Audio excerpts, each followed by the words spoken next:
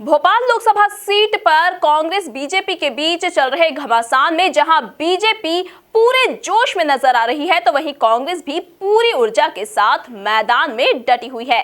देखिए खास खबर। एक तरफ साध्वी प्रज्ञा ठाकुर तो दूसरी तरफ कांग्रेस के दिग्विजय सिंह। ये दोनों ही नेता अपनी अपनी तरह से सियासी मैदान संभाल रहे हैं। राजधानी भोपाल में दोनों के बीच सियासी बयानबाजी भी तेज है।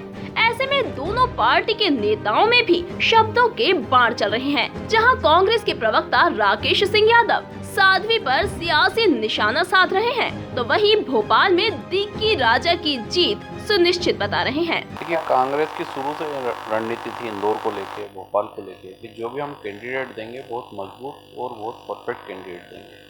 भोपाल में आप देख ही चुके हैं कि दिग्विजय सिंह जी के सामने अभी तक कोई कैंडिडेट नहीं मिला था और अब जाके एक भारी कैंडिडेट को दिग्विजय सिंह जी के सामने लाए हैं और जिसका भोपाल में कोई संपर्क नहीं है, कोई इतना बहुत नियरेस्ट संबंध नहीं है।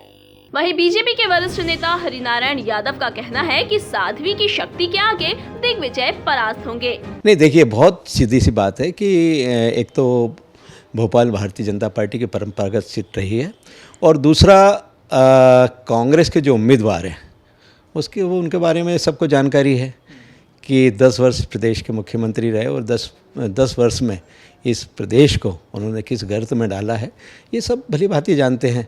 और अगर वो आज नर्मदे हर करके और कुछ चंदन लगा के अगर आ रहे हैं, तो ये लोग जानते हैं कि दिग्विजय सिंह किस प्रकार के नेता हैं, किस प्रकार के वे सारे हथकंडे अपना लेते हैं। और दूसरी तरफ साध्वी प्रज्ञा ठाकुर हैं, जिनके बारे में लोगों को मालूम है कि उन्होंने अपने धर्म और अपने राष्ट्र के लिए इतनी यातनाएं झेली है, ये सबको मालूम है। तो इसलिए वहाँ कोई प्रश्न चिन्ह ही नहीं है कि मतलब भारतीय जनता पार्टी के लिए कुछ सोचने का विषय है। कांग्रेस का कहना है कि भोपाल का चुनाव दिग्विजय सिंह के पक्ष में है और जनसंपर्क के दौरान ही दिग्गी राजा को भारी जन समर्थन मिल रहा है।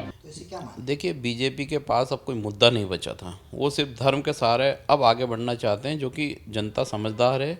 वो मध्य प्रदेश की जनता मूर्ख नहीं है जो धर्म के सहारे किसी को आगे बढ़ाने में मदद करेगी।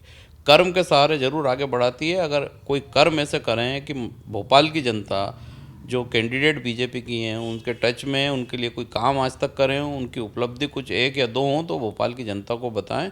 माननीय दिग्विजय सिंह जी की हज़ारों उपलब्धियां हैं, अनेकों लोगों के काम कर रहे हैं, तो मैं नहीं समझता कि ये मुकाबला कोई बराबरी का है।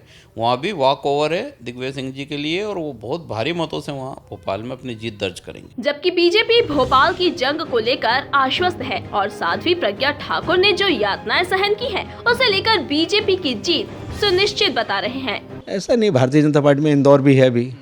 बाकी ये ऐसी परंपरागत सीटें हैं कि यहाँ बहुत, क्योंकि यहाँ पर देखो भारतीय जनता पार्टी संगठन के आधार पर चलती है। इंदौर में भी मैं बताऊं कि लगभग बूथ स्तर की हमारी बैठकें हो गई और रोज़ चल रही हैं।